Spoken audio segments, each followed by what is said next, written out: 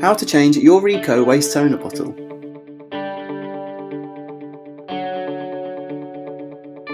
First, make sure that the photocopier is switched off. Open up paper tray 1 first, and then open the waste toner door to the left. Sometimes there's a screw locking the waste toner bottle in place, which you will need to unscrew and remove. If there is no screw, skip this step. Remove the waste toner bottle by using the groove at the bottom.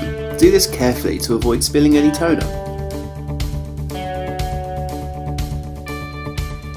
Take off the cap attached to the top of the bottle and pop it in place firmly so no toner spills out.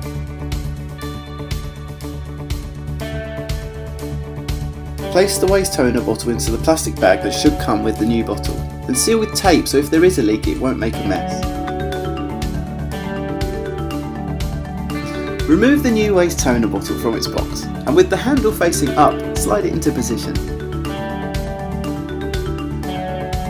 Close the waste toner door first, followed by the paper tray. Lastly, if the screw was holding the waste toner bottle in place, screw it back in and close up the door.